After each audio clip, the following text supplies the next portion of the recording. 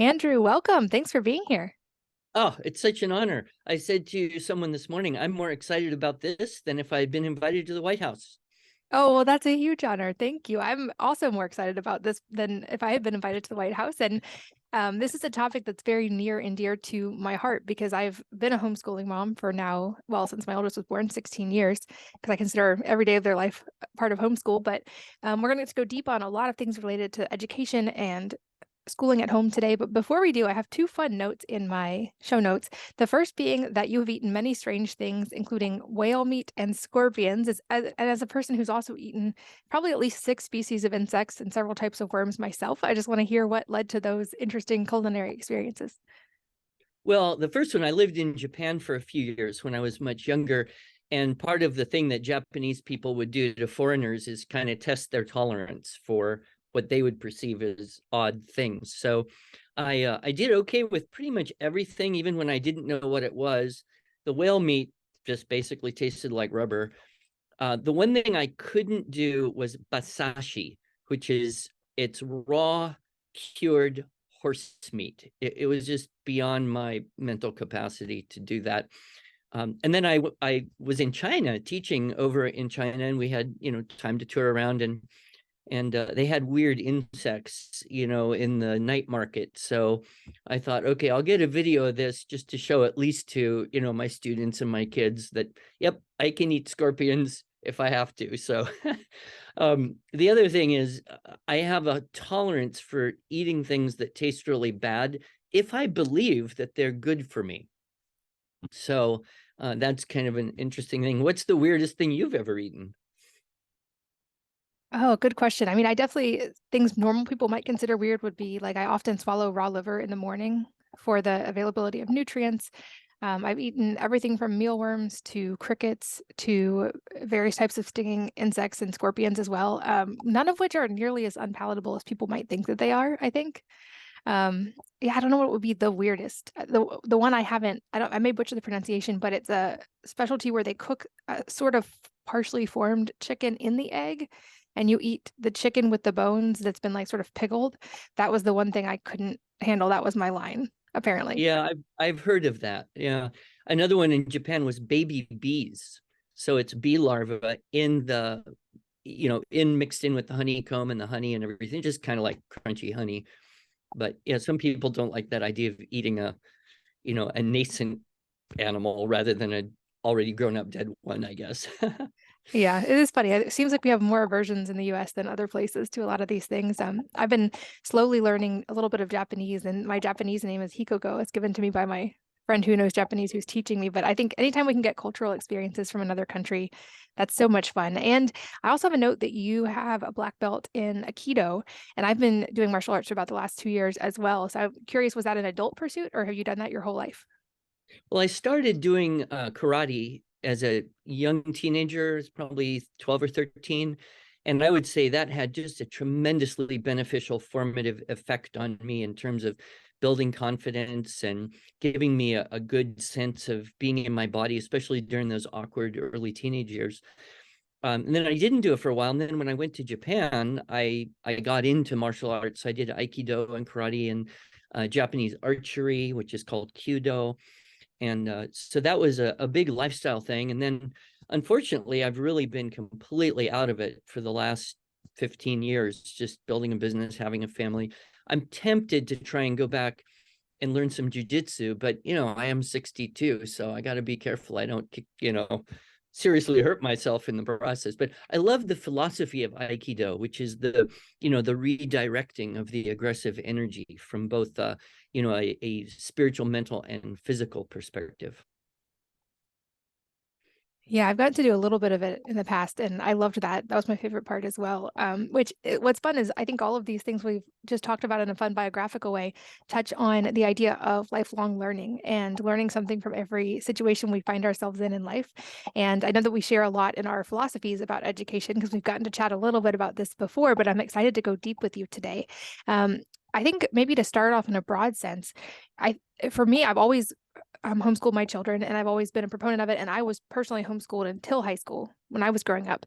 But it still seemed like something not many families were willing to consider until the pandemic hit, and then kids were home anyway. And so a lot of families realized that was an easier option than trying to keep up with the schoolwork through these kind of weird systems they had to put together very quickly. But what surprised me is that it seems like families are still considering it, and we're still seeing families switch to homeschooling, even though most school situations are now open and kids are allowed to return to their school environments. And for me personally, this is a reason I've started talking more about the homeschooling side on this podcast and on the blog, is because I've sort of built my own system for my kids when they were entering school. And in the back of my mind, I always thought, well, when my kids are grown, then I'll actually turn this into a system other families can use, because it'll probably be that long before people are willing to homeschool and before they're willing to do virtual options. And then, of course, the pandemic hit, and now it's much more widely accepted. But I would love to get your take on that. Is why do you think we are seeing more and more families turning toward homeschooling? It's kind of a perfect storm of circumstances. Indeed, the pandemic saw a huge growth in homeschooling, depending on what statistics you look at, somewhere between a 40 and 100% growth just in that year of 2020. And I, of course, have a business, and we do a lot of our business is providing curriculum for not just homeschoolers, but alternative education endeavors, such as hybrid schools and charter schools and online schools and special programs. And so I think that kind of woke people up to the idea of, oh, okay, my kids could be at home and learn.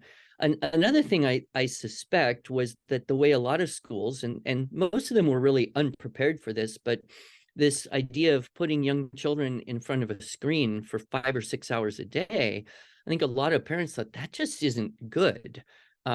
That doesn't seem healthy.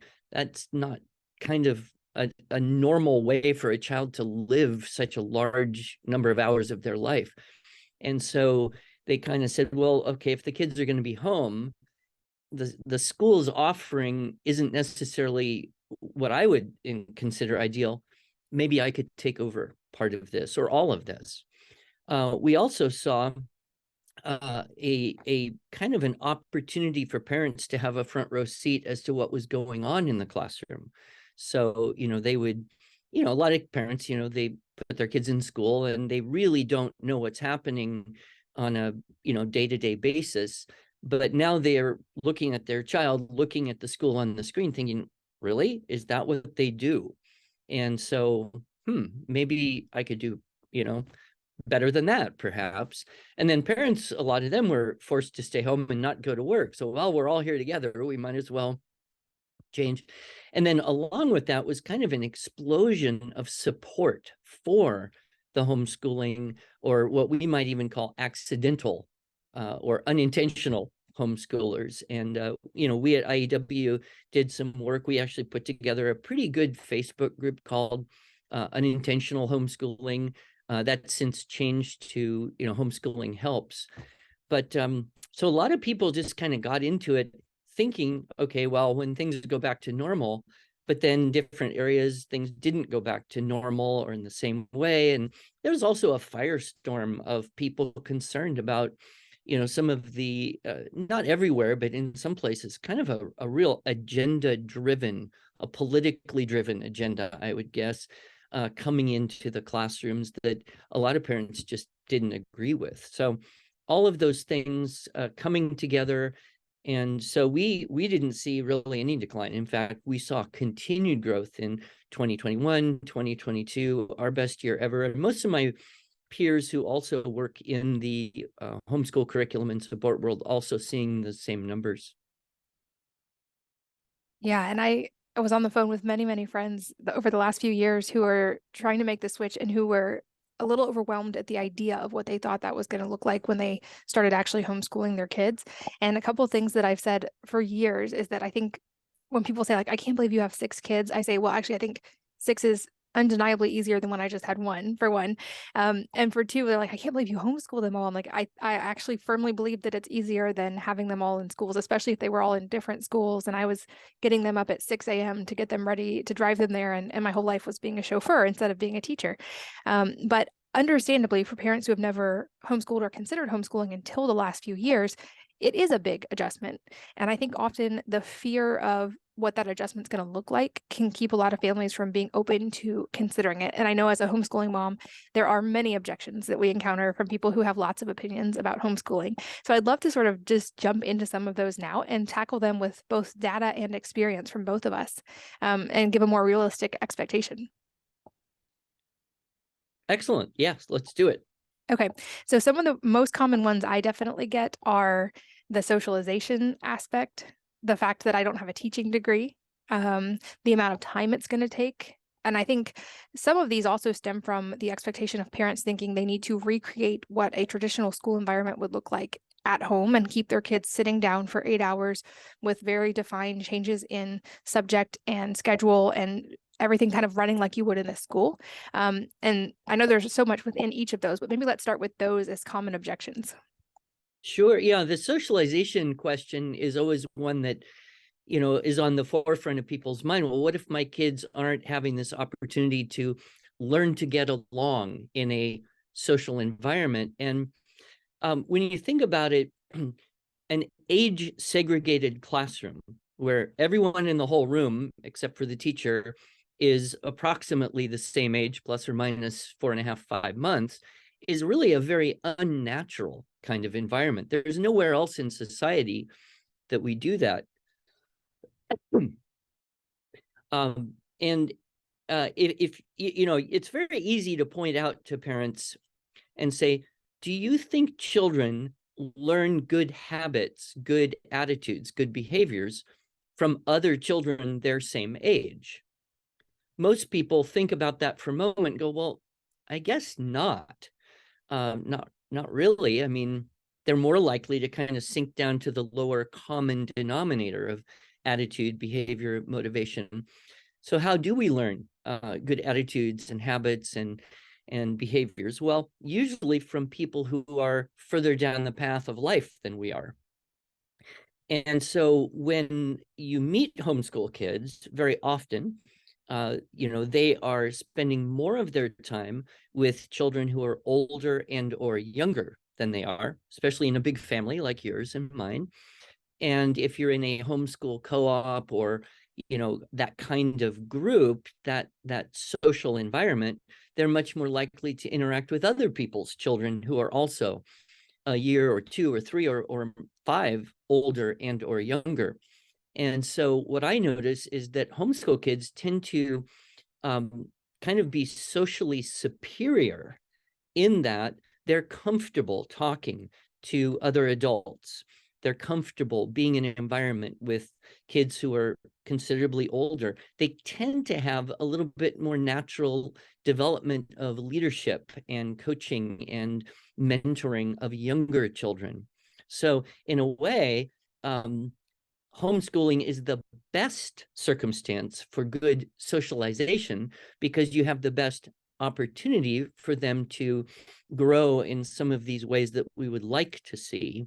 Whereas when you put, 27 9-year-olds in one room together for 6 hours a day, even the best of teachers can't really overcome that kind of, I don't know, like I said, kind of the lowest common denominator effect. Like if we're going to get along, you're not likely to come up to my level, so I'm going to have to come down to yours. That type of environment.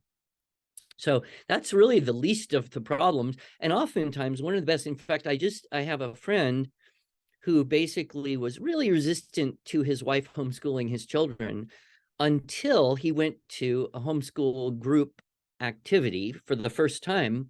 And he saw all these kids that were very comfortable talking to him and interacting with each other across this wide swath of ages and demographics. So I think there's more diversity, more opportunity to learn from people of different, not just ages, but different social circumstances and worldviews.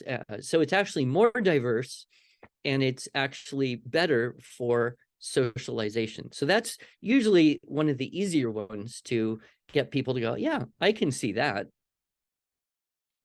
Agreed. And I think my kids still get exposure to kids closer to their age as well through sports or through activities. But like you said, the majority of their time, they're getting a more diverse age range and who they're interacting with. And I consider myself extremely fortunate that my parents live close by and they're both retired. And so they are involved with the kids in a homeschooling capacity as well.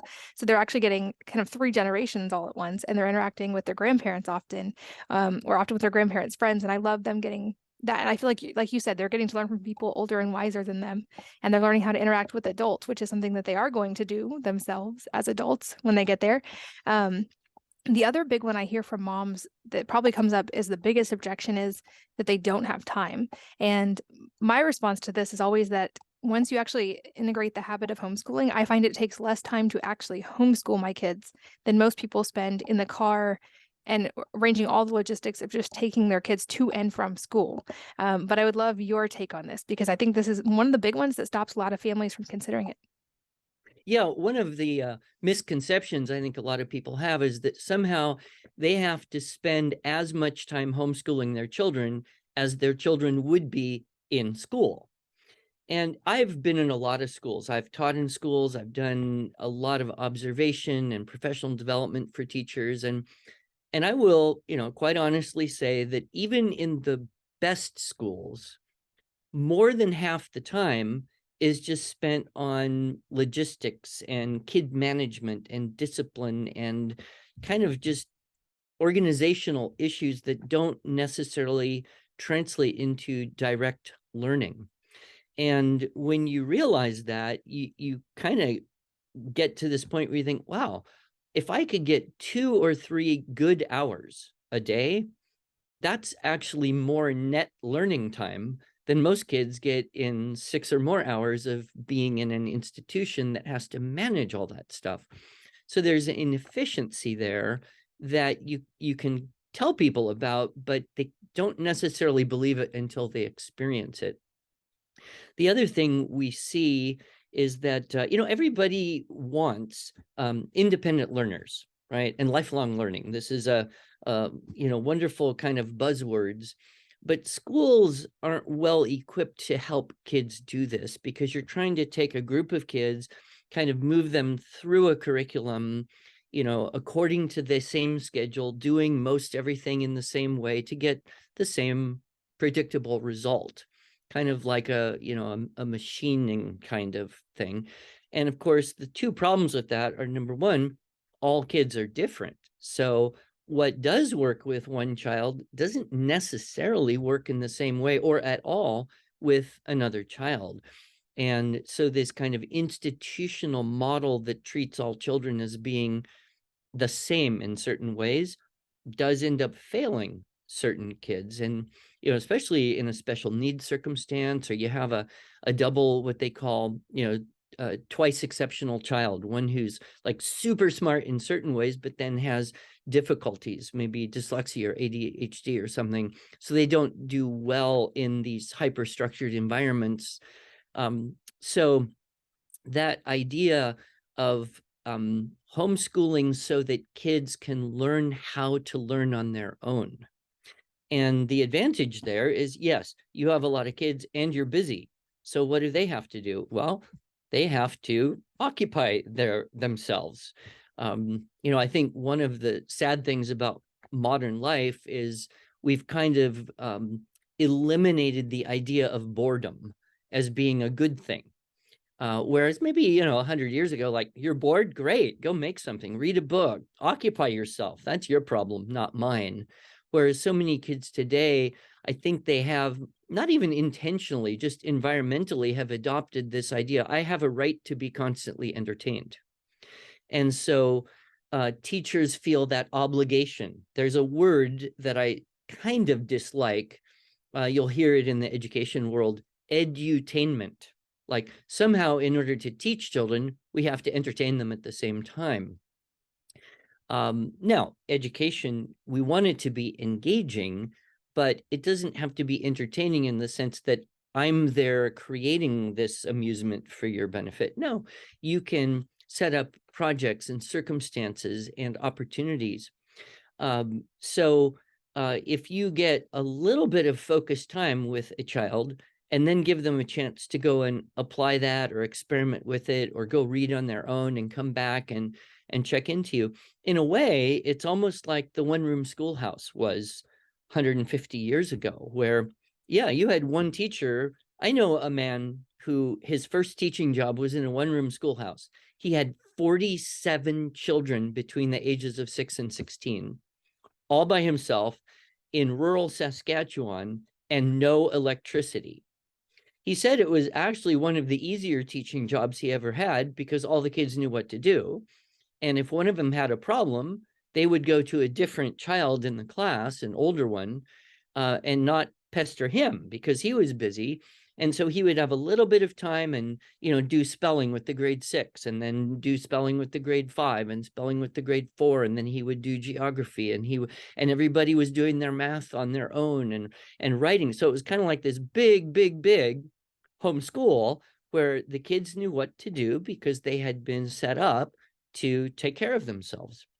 And then he ended up moving to Vancouver. He got a job teaching 5th grade. Everybody was the same age. He said it was the hardest teaching job he ever got because if one child had a problem, everybody had a problem, and there was nobody to help each other. So I think we see kind of that a homeschool is a little bit like that one-room schoolhouse that promotes independence, interaction, and learning from and teaching each other. If you've got, a few kids to be doing that, homeschool co-ops sometimes look the same way.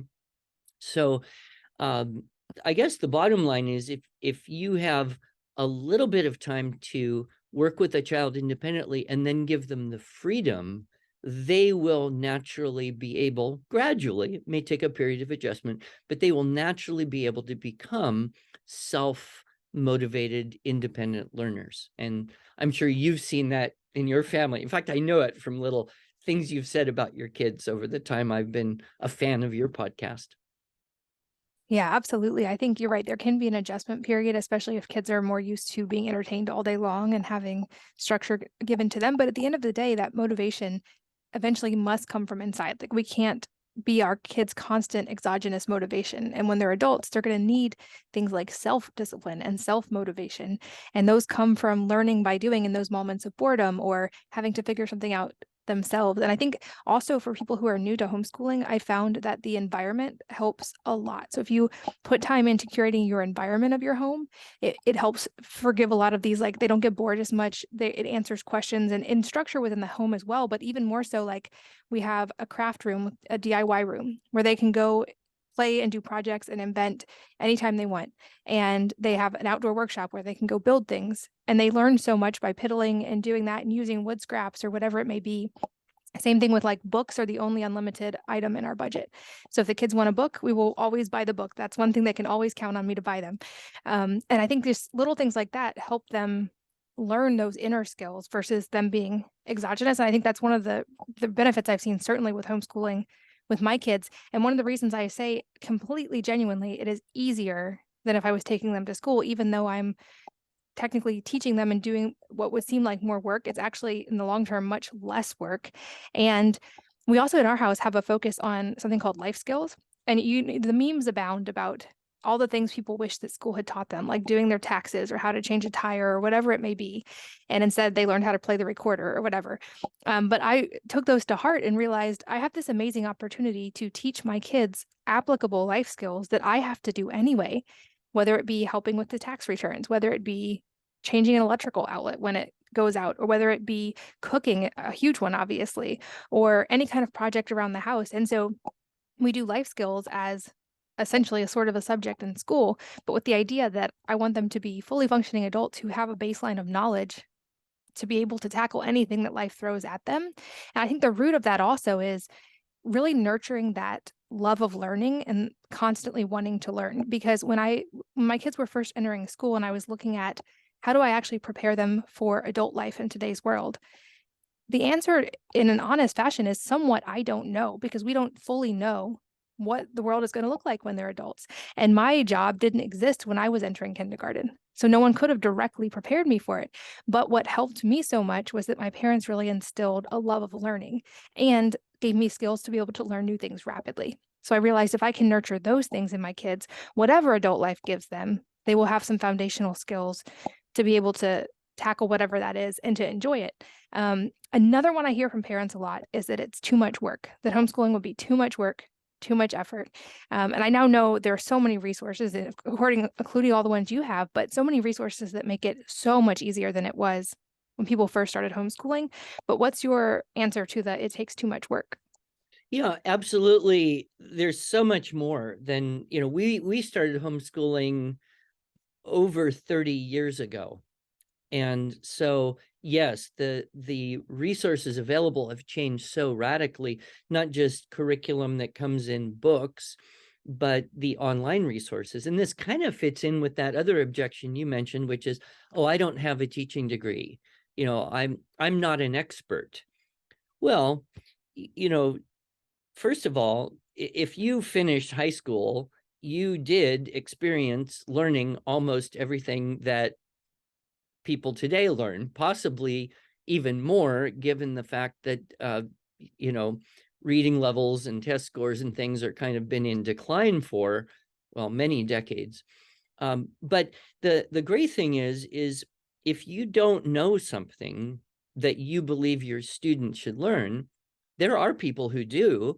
And with technology now, there's video classes and online classes and interactive opportunities. And as I've mentioned, live groups where you can go once a week and take a class from an expert.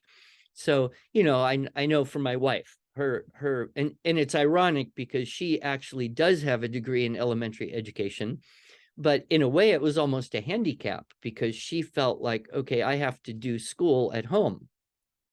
But she was always nervous. Like, I don't remember math. I don't remember how to multiply or divide fractions. I'm not good at algebra. I don't think I remember any algebra. And okay, well, but you slog through it once, you can learn right along with your kids again. And when you hit a point where you can't necessarily keep up, that's when you can bring in experts through the virtual opportunity. But this learning with kids, it's really such an amazing thing to do. I'll give you an example. When we lived in California, our kids, we've always kind of been in the classical education world, increasingly more so over the years, but my kids in California had a Latin teacher. So the older ones got a few years of Latin from a Latin teacher, and I wasn't really involved. My wife would drive them there and they would do homework and I would see the book, but I didn't know anything. And then when we moved to Oklahoma, out in the middle of nowhere, there was nothing.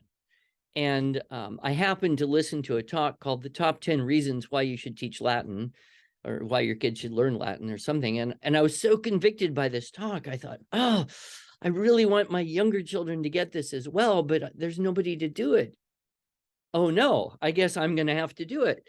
So I said, well, if they could learn it, I could learn it. So I got a Latin curriculum, I got the video, I got the books, and I just started teaching first year Latin. And I taught some other people's kids along with mine. So it would be a formal class. And we met twice a week.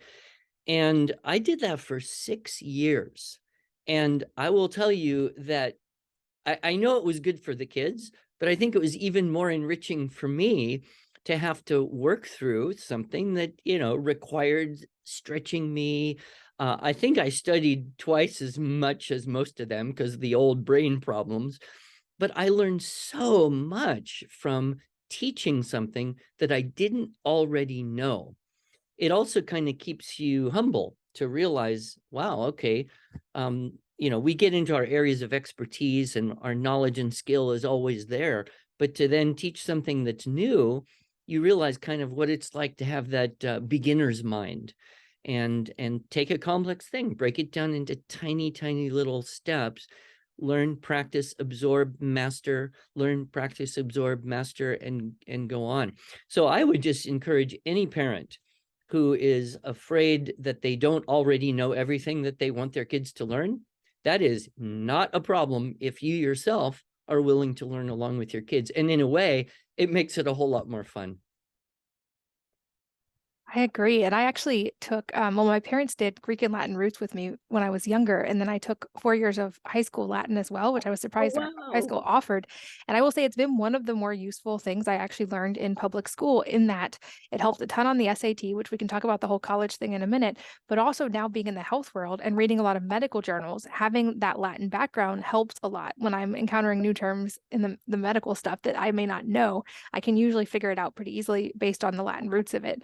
Um, on a tactical side, a couple things. Well, first of all, I love your recommendation that you don't have to know all these things, and it really is fun to learn side by side with my kids.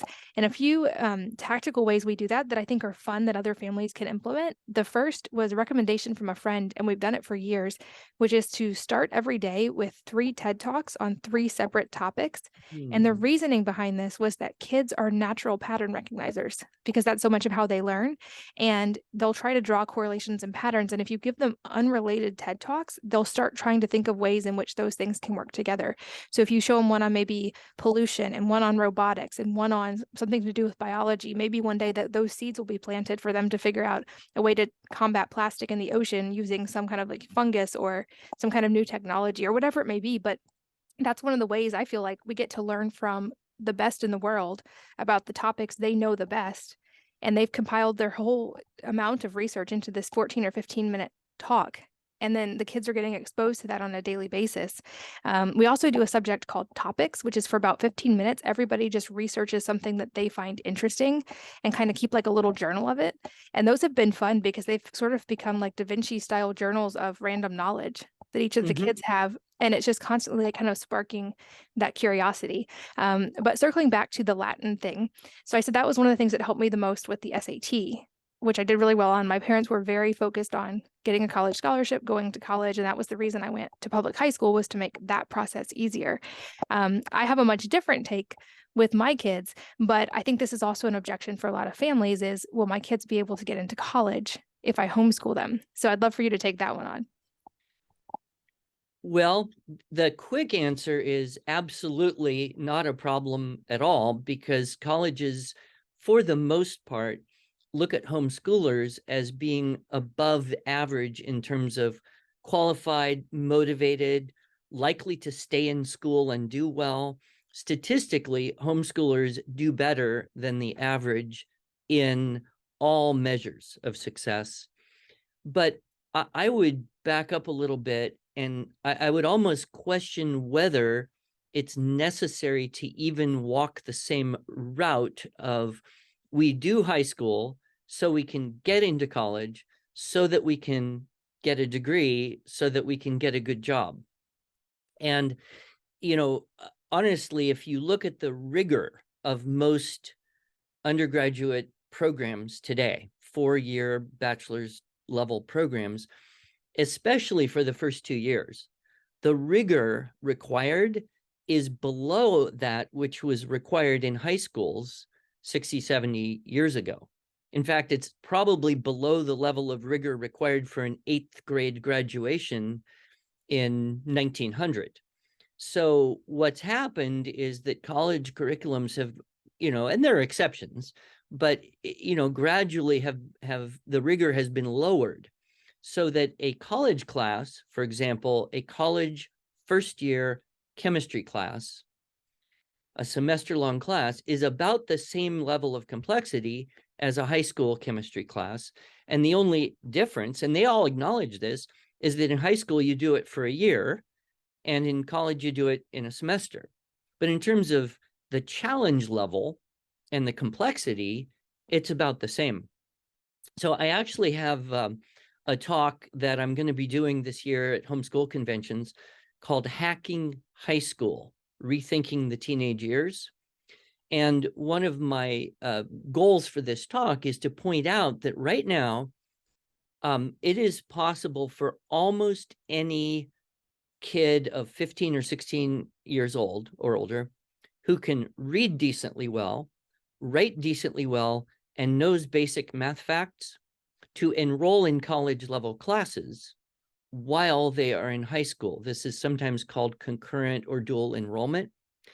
And so I have dozens and dozens of friends, more than I can count probably, whose kids at 15, 16, 17 are homeschooled, but they're taking 1 or 2 or even 3 or 4 college level courses, either online or at a community or junior or technical school. And so what you can do now is you can basically start college at 14 or 15, start banking credits. By the time you would be old enough to, quote, graduate from high school, you'll already have enough credits for an associate's degree or beyond. I know a few people who actually finished high school at 18 or 19 with a bachelor's degree. So this is very, very doable. And one of the great things, well, there's many good things about this. Number one, they can take these college classes while they're still living at home, so that if they are having a difficulty, or maybe there's some content that is, something they haven't encountered before, they maybe, don't quite know how to deal with that teacher or that text or whatever, they can talk to you. They can talk to mom and dad and sort through that. Whereas if they're off living in a dormitory, who are they going to talk to? Another advantage is that if you get a bad class, a teacher that's just not engaging or attentive, or it just completely disagrees with your value system, you can drop the class and you don't really lose that much, because enrolling in a dual or in concurrent enrollment situation, it's a whole lot cheaper than if you're enrolling in a full-time college class. So you can get a year or 2 or more of college credits for a fraction. I'm talking a third to a tenth of the price of what it would cost to go, sit in even a public university classroom for 2 years. So there's that advantage as well. And, if you do it right, you don't really ever have to even take the SAT. For example, at Tulsa Community College here where I live, all you need to do to be able to enroll in TCC classes is pass a reading test. And if you can read at a high enough level, boom, you can take the classes. So, and then some of the, the private, smaller Christian liberal arts colleges, they love these online classes with homeschoolers, because that's where they will draw some of their student pool from. So if a child enrolls in this class or takes a whole series of classes, and yeah, maybe they got a year of credits banked up, well, they love this school, why wouldn't I consider actually going there to finish my degree? So there's a lot more that could be said, but the opportunity for dual enrollment or concurrent enrollment, to me, is one of the best deals going right now for people who want to look at alternatives to the sit in high schools for 4 years and then go sit in college and do the same thing again. Yeah, my oldest is just entering that world right now of wanting to do that. He, even though I've sort of discouraged college unless they had a particular thing that actually required college education for all of them since they were little, his, I guess, teenage rebellion, he's decided he thinks he wants to at least have a law degree because he's like, Mom, it's a good thing to have in the family. So of course his high school rebellion is going to law school. So he's trying to knock out his bachelor's by the time he's 18 so that he can go straight to law school. So we're just now entering that world. Any advice for parents on finding those places where they can do dual enrollment or virtual enrollment and still be from home at the time? Oh gosh, sure. There's so many options.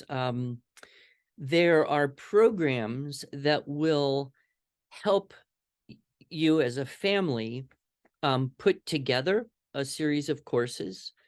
And oftentimes these courses don't even all have to be through the same institutions. So you can take one class from this school and another class from that school, and then bank those credits inside one format. So one group I know that's doing this is called Unbound. And another group I know has very much kind of a Christian clientele. It's called Christian Halls International, CHI. And I know those people pretty well. In fact, here's an example proving that high school and college are pretty much the same. We have a video course that we designed as a first-year high school composition and grammar course. It's called Structure and Style for Students Year 1 Level C. We've got that approved as a full semester of high school and, a full semester of college writing through 2 accredited universities, Southeastern and Latorno, and there's more in the works through Christian Halls International. There's also, lots of schools that you can go directly to. Again, in the Christian world, Liberty University probably has the largest number of online students as well as dual enrollment students. But there are certainly some schools that are not Christian colleges, but they also do this. So I would say just do an easy search. And if anyone really would like to find out as much as possible about what's available in the homeschool world, both for the dual enrollment and the other curriculum, is just go to a convention. There are conventions in almost every geographic area of the country, larger states like Florida, Virginia, Texas has 2, Colorado, California, Washington. There are state homeschool organizations that have conventions. And of course, I usually speak at, somewhere around a dozen of these things every year. And it's just great. You can wander around the exhibit hall and see everything from robotics to nutrition to, online advanced math. And there's usually at least half a dozen schools there showing you what they can do in terms of a concurrent enrollment, because they really do love homeschooled teenagers in their programs. But you may have to travel a little bit, but I'd say it's worth it, because then you kind of get the best information. You can ask questions of people right there. You can meet other people who are doing homeschooling. And while a small percentage of homeschoolers actually go to conventions, I've never met anyone who went to a convention and said, "Oh, I wish I hadn't done that." Pretty much everyone's like, "Oh, I'm so excited now." So, take a look and see what's available there. Yeah, especially if you are new, it's a great way to get your foot in the door and talk to some families who have done it before and get answers very quickly and all in one place, like you said. I also love to circle back a little bit how you talked about, a lot of times college is just part of that click-word cycle of things we're told, and it's so that I can get a good job. And one thing I've been working on and will be releasing soon is sort of a way to teach kids from an earlier age alternatives to that, and have them actually get their feet wet, start a business when they're younger, with even a small goal of just making maybe $500 in their first business. Because having been in the entrepreneurial world myself for 15 years, I now can see like so much of what we want to impart to our kids and that help them become functional adults is encompassed in the act of starting a business, from the being detail oriented to keeping track of finances, to having to work through obstacles, to having to figure out how to solve a problem and provide value to someone else so that they're actually willing to buy whatever it is that you're doing. And so I'll be releasing that. But I love that you brought that up as a challenge of many of us, including me, had that story that I need to go to college so that I can get a good job, so that. And if we kind of break it down to first principles, we now live in a world with so much opportunity that is often not true, and often not even the best path anymore. So I love that you brought that up, and I feel like we could talk just about the objections all day, but I think we got through some of the big ones. So I want to make sure we cover the positive sides as well. The first being, what are some of the best resources for families who are just getting started, who have not homeschooled before, or who really want to maybe try it but don't know how? Yeah, probably one of the things people are thinking is, well, what do I have to do to start homeschooling? Like, what are the laws? And because education is really all governed by state law, different states have different requirements for homeschooling. Some are easier than others. Some states, all you have to do is just pull your kids out of school and tell the school district you're homeschooling, and they forget about you. Other states require you to be in an umbrella program or be registered with some kind of umbrella program. That's the way it is in California. And I think Florida has something like that. You probably know better. And other states actually require that you keep records and send those records into someone inside the school district or the governmental structures to kind of prove that you're doing something. And I wouldn't say any state is terribly onerous. Some require more than others, but you can find this out very easily by one website I always send people to is hslda.org. That is the Homeschool Legal Defense Association. You can join the HSLDA, which I recommend everybody does. Even if you don't think you would have a need, they are available to help you if someone challenges you on the legality of what you're doing. But they have a pull down menu for every state, and you can go and find exactly what the laws are in each state. And you can also find out what are the organizations in your area, either state organizations or sometimes regional organizations. And state homeschool organizations are very important because they do several things. Number one, they're set up to provide information about homeschooling in your state. So a little more on what are the laws, what are the resources, university and colleges requirements for homeschoolers. Another thing they do is they monitor legislation in the state, so that if some congressperson or senator, state senator, whatever, proposes a law that would affect homeschooling, the state organization is essentially trying to just keep track of that and challenge things that might not be advantageous to homeschoolers, or promote things that are. I remember Florida had what they called a Tim Tebow law, which was allowing access to public school sports programs by homeschoolers who live in the state. So there's that kind of thing. And then the last thing would be the state organizations may or may not have events, which may or may not include a whole statewide convention or regional events or connection with regional groups that would have their own events just to help with the networking and meeting like-minded people. So I would start with hslda.org. I would back that up with, just doing a search on homeschool, fill in the blank for your state, laws / opportunities, stuff like that. And you should find a tremendous amount of resources. And then Facebook groups are all over the place. And, there are people who choose to homeschool, and what they want is a real box curriculum, like give me everything I need for a sixth grader.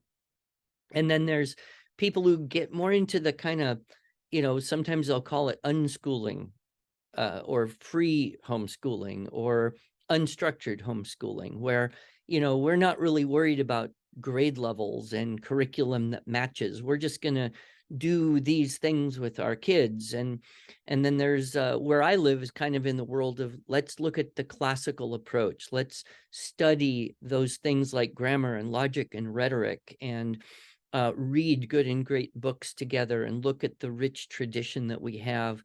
And so there's a whole whole area there where people could attach to. So there's probably almost as many, I don't know, homeschooling styles as there are parents who do it. But I think a lot of people get in one way because they feel safe and comfortable. There's even, government-funded charter school home study programs. So, in certain states, you can actually enroll in a school district, and the school district will provide you with a contact teacher and a budget to buy curriculum, and that's one way that people kind of get in the door. But what I've noticed is the longer you're at it, the more you start to realize, I don't necessarily need to jump through all those hoops. I don't need a little stack of books with a number on the cover for all of my kids. There's lots of things we can do together. And before we lose the time, I want to also let you know, I have been a huge proponent of entrepreneurial education as really the best form of leadership education. And I'd like to point out this kind of buzzwords people use: college and career readiness. This idiom was first, I think it first appeared in the College Board's book, Test Specifications for the SAT. And this idea that somehow academics is important for college and career readiness. Well, I've tried a little thought experiment 100 times saying, pretend you are a person who has to teach or a person who has to hire and supervise high school graduates. What would you like in these people? Well, nobody ever says, well, I want to be sure they finished Algebra 2 and passed, Western Civ class. No, everybody says, well, integrity, respect, punctuality, teachability, a level of humility, all of these things that we would like the most in high school graduates are not academic in nature. They're all character, their personality, their practical experience, school of hard knocks in a way. And I think having a family business is at the very top of options there to develop what would be real true college and career readiness. I love that as a thought experiment. I think that really does help you hone in on what are the things I most want to impart to my children while I'm in this education phase with them. And I would add to the list things like communication skills and relationship skills, public speaking. Like these are things as someone who's also hiring people who are coming out of that college age that I find it's hard to find people who have those well-rounded skills. And so I think keeping that front of mind when we're teaching our kids is a great way to, like, circling back to the beginning, make sure that they're actually prepared for adult life and whatever that's going to look like for them, of which there will be many, many options. I also want to make sure we have a little bit of time to talk about something else that I know you've talked about before, and I love the term, which is bedtime story culture. Can you explain what that is and why it's so important? Yeah, so I teach writing and communication skills. That's what I have done for decades. That's what our business is all about. And I realized at one point in the early O's, 2002, 3, that you can't get something out of a kid's brain that isn't in there to begin with. And what I am really working on is helping kids speak and write in English with reliably correct and appropriately sophisticated language patterns. And I think it was when I started to work with public schools, I realized the problem here isn't necessarily on the getting it out, it's what's in there to begin with. And what we really need is to have a richer source of reliably correct and appropriately sophisticated language, vocabulary, syntax, idiom, literary, aptitude. We get that in through two ways, main ways. Number one, through books, and number two, through memorized language. And of course, if you go back 150 years ago, that's all that education was essentially reading good and great books, talking about them, and memorizing, poetry, prayers, scripture, excerpts from famous speeches. And what we see today is that everything has gone so much toward screens, and kids have, as I mentioned, this kind of right to be entertained. Parents are so busy. Very often they're working long hours, they're shuttling kids back and forth to that, they're throwing food in the microwave, and then they're so exhausted from life, they're just, all they want to do is plop down in front of a screen and watch something until they have to go to sleep. And so that idea of reading aloud to children has kind of died out of modern culture. And I would argue that if what you want is a child who will grow up to read and speak and write English as well as possible, the most important thing you can do every day is read out loud to that child for as much time as you have. And that generally occurs in the evening. And if you can replace the screens and the TV and the Netflix with reading, bedtime stories, but, even whole books, chapter books, reading aloud to children every day, it is the number one predictor of good writing skills in adults, is having been read to a lot at a younger age. And then that also, having been read to a lot, is the number one predictor of people becoming adults who like to read. And I know you probably this won't surprise you, Katie, but the statistic is pretty frightening. And that is a super majority, meaning over 2/3 of high school age students in the United States today have not read one book in the previous year. And that is a huge change from even 2 or 3 decades ago. And I would view it as a very dangerous and unfortunate change. But I think if we could recapture that habit of put away the entertainment, we're done, and before we collapse into bed, let's read to each other for a while. And I'm sure you've practiced this, as many of your friends have. But if I could, go do a TED talk for, 14 minutes, that would be the message I would try to hone, refine, focus, and push real hard is if what you want is literate, competent communicators, read out loud to your kids every day, right now, from when they're toddlers until they leave your home.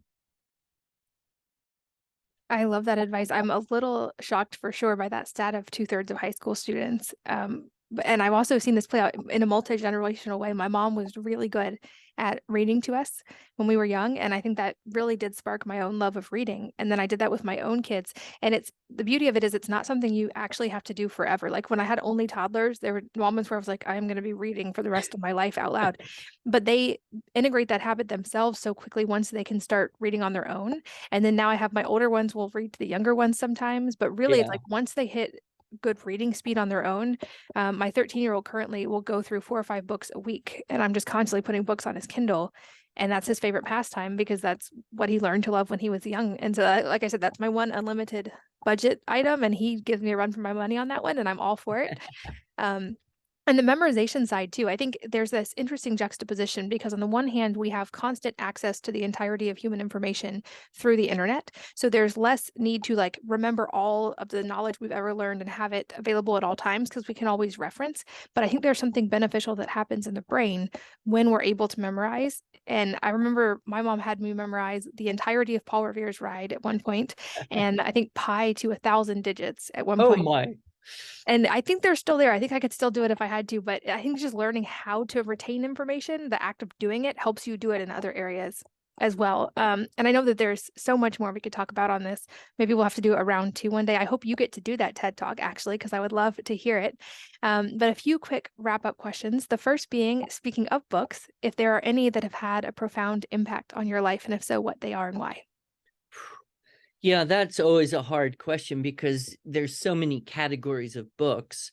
One of the ones I've been mentioning a lot to younger families when I talk to them is Why We Sleep by Matthew Walker. I know you know this book and you've talked about sleep. Everybody in the wellness network is, been so helpful to me. But I think that book had a greater impact because here I am, dad of a growing family. We ended up with 7 kids total. I've got a business. I am burning the candle at both ends every day. And I spent a couple decades believing that if I slept more than about 5.5 hours, I was being lazy. And when I listened to Matthew Walker's book, it absolutely completely readjusted that paradigm. And it helped me understand teenagers and the shift of the circadian rhythm that happens as they go through puberty. And I recommend it to everyone because I am now firmly convinced that the quality of my function in daily life is very directly affected by the quality and length of sleep. And I just wish I had learned that 20 years earlier. So, and that's, by the way, we didn't even talk on this, but another incredibly important benefit of homeschooling is your kids can sleep longer. They can get all that morning sun that you told me is so very, very valuable. They can learn to cook their own food and not have to eat whatever the school gives them, and learn all of those life skills about how to just be healthy and happy and emotionally balanced. So I guess if I had to choose one, I would put Why We Sleep by Matthew Walker. I also read Eat to Beat Disease by William Lee. And then that moved me kind of into a whole awareness. And my wife always fed me very well, but I started to take a lot of more personal responsibility for my own diet. And that just improved the quality of my life tremendously. And if I had to put one more behind it, I'd probably put Dante's Divine Comedy, which is not easy, but there are some sections in there in the Inferno and Purgatorio that really made me think seriously and deeply about things that matter in my life and parenting and the spiritual life and all that. So I guess, if I'm limited to three, those are the top three.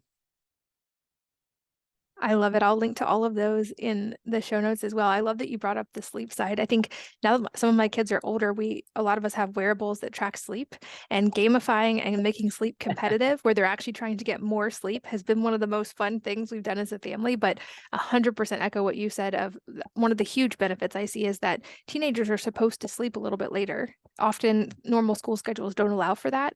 And my kids just being able to get enough sleep makes home so much calmer and less stressful, plus all the other benefits of getting to learn how to cook and everything else that you said. I think my parting advice today on this would be that if you are on the fence, I would highly encourage you to try homeschooling because it is likely much easier than you think, and you will likely enjoy it much more than you expect to. And I read a blog post that said that we spend something like 97% of the time with our kids that we're going to spend in their lifetime before they leave home. And that's hit me pretty hard now that I have a 16-year-old and I'm watching those days tick by. And so now I'm even more grateful than I have been in the past that I'm with them day to day and I get that amount of time before they leave. And there's so many more benefits as well. We'll have to do another episode. But for you, lastly, any parting advice, and where can people find you online and keep learning from you? Sure. Our website is IEW.com. It stands for Institute for Excellence in Writing. I have a podcast called the Arts of Language podcast. My name is pretty rare, Andrew Pudewa, Pudewa. So you can, find anything I've written or said pretty easily. And I guess the thing I hope that people will think about, they may not believe me, but I want everyone to think about it. I'm totally convinced the least important thing about growing up is academics. And a lot of people, they just think that's the most important thing, that their kids take all these classes and get good grades. And really, when you look back at great people, a lot of them didn't even do well in school, but then they made huge contributions to the world. Why? Because of the character, because of the experiences that enrich them. So, if you kind of think about that, your time with your kids is going by fast. The least important thing is the academic side. So don't misallocate the precious time that you have stressing about getting the homework done to get an A in the class that really isn't going to have. I mean, it's good to work hard and get good grades, but it's that in itself isn't the value. It's the experience of having worked hard and learned something. And that can happen in a myriad of educational environments. I love it. Well, I think that's a perfect place to put a pin in it for today. This was a really fun conversation. I do hope we get to do a round two. And as we talked about when I was on your podcast, I hope that I also get to run into you at a homeschool event this year. But thank you for all the work that you're doing in the world and for such a fun episode today. I'm very grateful that you were here. Yeah, thank you, Katie. I just love what you do. Keep on inspiring me and all the other millions of people, I'm sure. You are a blessing to all of us trying to be healthy and last longer. Well, thank you. And thanks as always to all of you for listening and sharing your most valuable resources, your time, your energy, and your attention with us today. We're both so grateful that you did. And I hope that you will join me again on the next episode of the Wellness Mama podcast.